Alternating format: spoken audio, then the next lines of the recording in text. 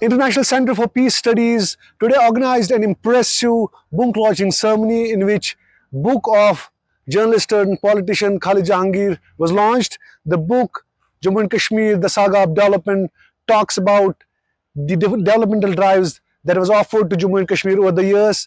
And in the book, the author also talks about the developmental initiatives, the developmental drives that was offered to Kashmir over the years.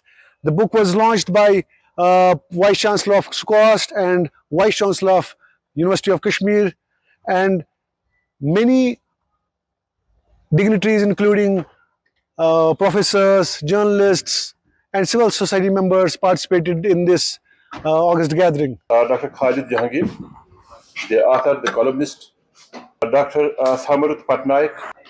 We have a very young student leader, Dr. Shaila Rashid. My colleague, officers of this university, faculty, and my dear students, to whom I always love to speak to and interact with. So a very good morning to all of you, and assalamu alaikum and adab. Let me first congratulate Khalid Jehangir for the release of his fourth book. And before that, he has released 3 books. And today's book is Jammu and Kashmir, the Saga of Development. And if I would just say how to just concisely put this book about, it's about he has tried to dispel those misconceptions of underestimating ourselves, means underestimating the Jammu and Kashmir. Of course, we have been the victims of the insurgency, which we know for the last 30 years. But let me say very proudly that we are otherwise the crime-free state in Jammu and Kashmir. And I believe all my friends here would agree to the fact that this is a state where the crime against women is almost zero when we compare with all other states in the country. And then if I just take it further, what he has been trying to argue, and let me say that what's now happening and how do we define Jammu and Kashmir.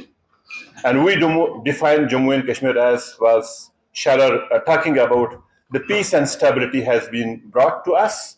We are now a peaceful and a stable state of the country. The development is another mantra in Jammu and Kashmir. And 2 very important things have been brought. That's called transparency and accountability. Now, I believe that most of us must be knowing, those who are especially in the public sector jobs, that government not only takes account of every single penny which they would just fund to you, but they take account of every single minute which you put in your respective departments. There is tremendous amount of accountability, in this UT of Jammu and Kashmir. And let me also say very proudly, when we talk about all the states around the country, we are fairly good.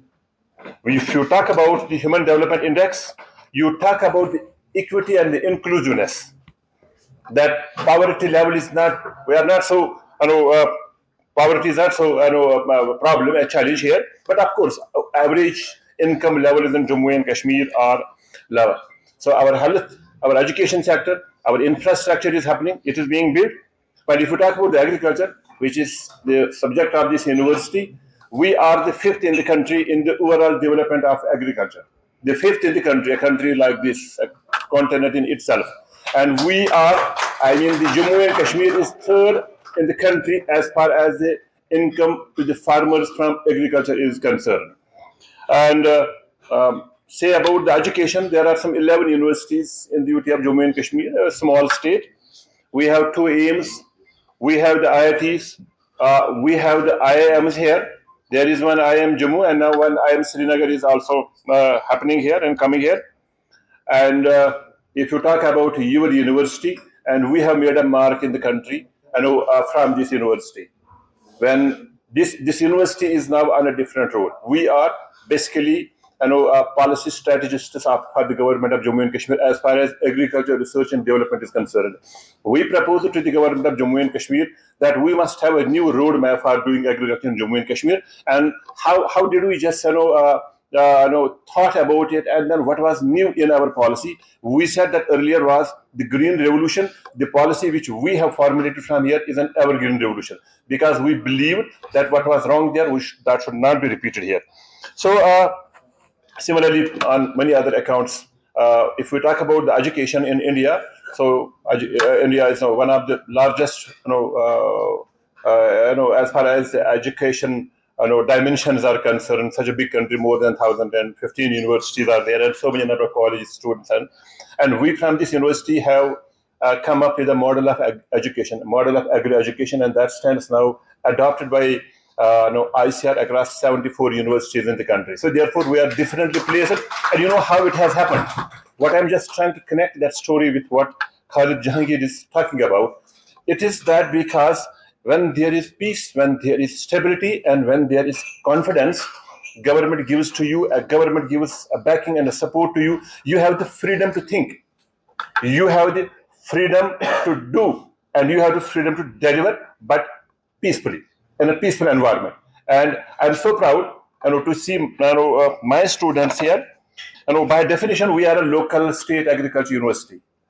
But in the true sense, we are a national university. You see, there is a mix of the students. We have students in this university from across the country. So this message, Mr. Khalid Jehangir can take, that this is one of the indicators of the peace and the development happening in Jammu and Kashmir. For example, one of the indicator is the tourist flow in Jammu and Kashmir, and the another is a tourist would come for 5 days, 6 days, not more than that.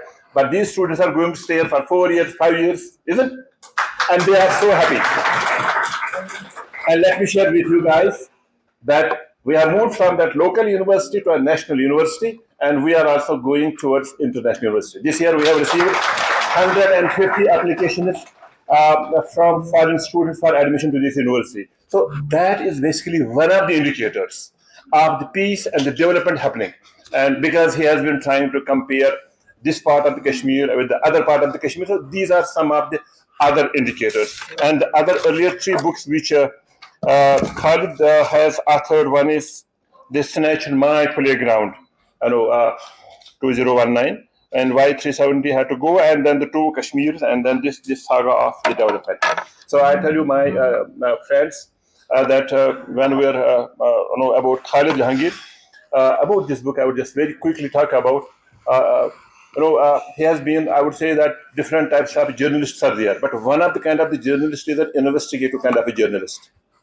He has to just do a lot of research. He has to put a lot of time, lot of patience, and he has, I believe, during the course of writing this book, had to just reach to so many number of offices within the UT of Jammu and Kashmir and outside of the state to see that credible data and information which he has put in his book. So he has shown tremendous amount of patience and the time in writing this book. And I would also say that when we talk about this journalism, it stands for the truth, it stands for accuracy, and it stands for objectivity.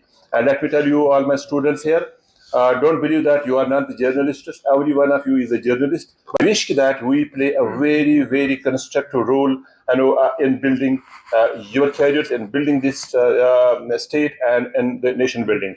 And let me tell you that our state of our UT of Jammu and Kashmir has set an agenda for itself, a goal for itself.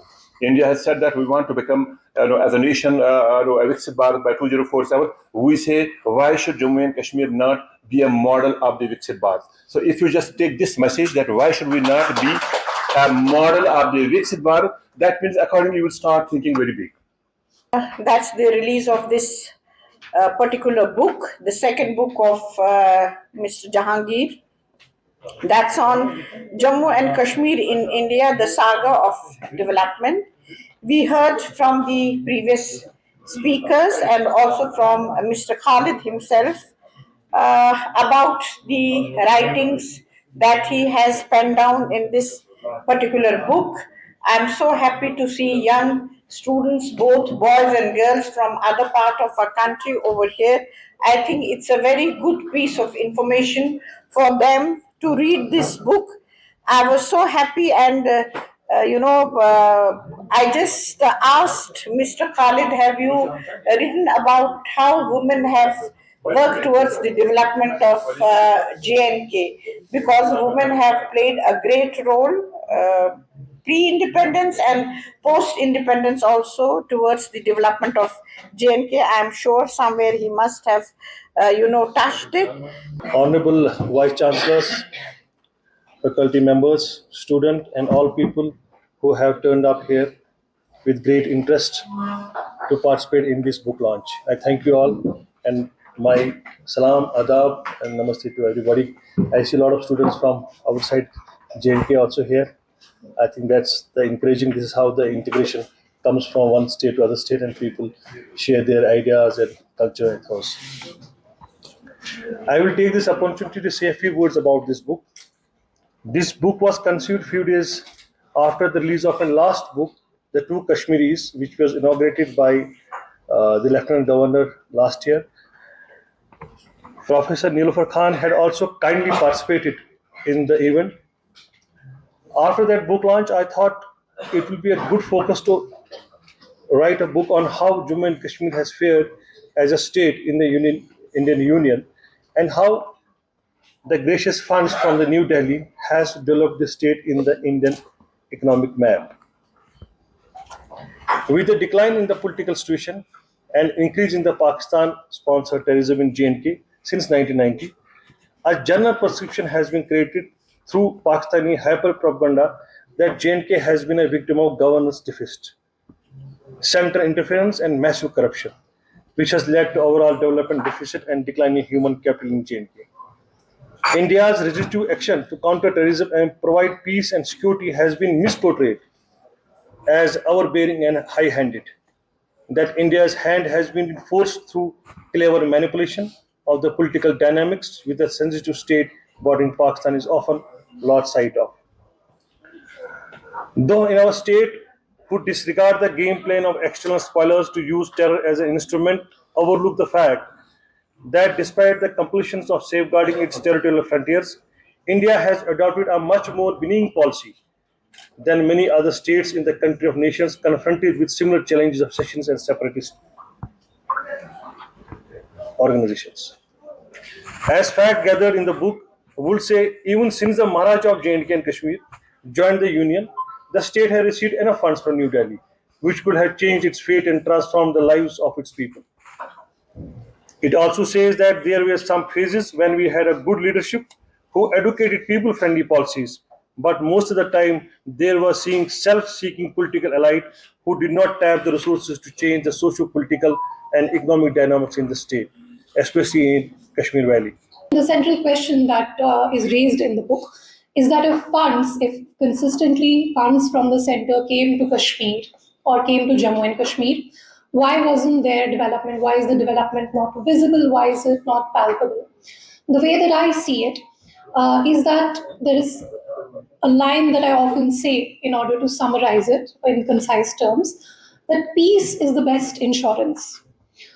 So whenever a business, whenever they set up a business, whenever an establishment is set up, a building, a mall, anything, an airport, whatever, anything is set up, there are incidents like you saw just now in T1 airport in Delhi. The airport fell down, right? So there are problems that can happen.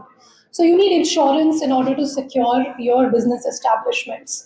But if you notice in Kashmir, whenever you go for an insurance policy, it does not cover terrorist incidents, for example. I don't know how many of you have paid attention. But if you go and buy an insurance policy for your house, so for example, if you go for a home insurance or business, so terrorist incidents are not covered. So for example, if there is an encounter that happens, if there is a CASO or whatever that happens, अगर घर में आग वाग लग जाती है उस process में, it is not covered. So then what is the insurance for any business to set up shop in Kashmir? There is none. The only insurance is peace. So now in the last 4 or 5 years, I think I've said this repeatedly in my interviews, I don't think I need to repeat the developments that have happened. I will sum it up in one term, which I call the peace dividend.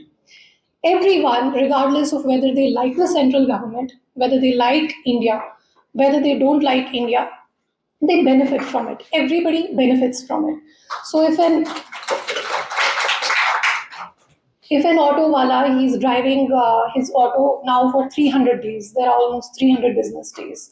Now you will see on Eid, bakery shops they don't want to shut actually in the Eid पे अगर आप second half में जाओगे आपको bakery shops खुली मिलेंगी आप ईद के दूसरे दिन जो है आप कैब ले सकते हो आप टैक्सी आप उबर चलती है यहाँ पे आला कैब चलती है आप स्टूडेंट से आपको मालूम होगा nobody wants to shut their businesses anymore because they are saying after 30 years now we are doing business and now you actually see high quality infrastructure because earlier there was this prevalent thing everywhere in Kashmir everything was substandard everything is substandard nothing works there is a new tap that is installed after 3 months it doesn't work there is a new infrastructure somewhere it doesn't work after 3 months any sensor based thing it doesn't work after 3 months. I think this particular book, as earlier, the person who was speaking, he also mentioned that it contains, really a lot of remarkable collection of empirical data on the subject. And the book is also a mine of information on the way central funds have been used in Kashmir over the period of time. And some of the time in excess of the per capita allocations to other states, if you look at it in a comparative perspective. Here, I would also say that this particular book also says that there are some phases where, Kashmir had very good leaders and who advocated mostly people-friendly policies. And as he was mentioning about Sheikh Abdullah's period, but most of the time there has been a self-seeking political elites, which is not very much peculiar to Kashmir, but this is, everywhere in the Indian state, where they did not tap the resource to change the socio-political life of the people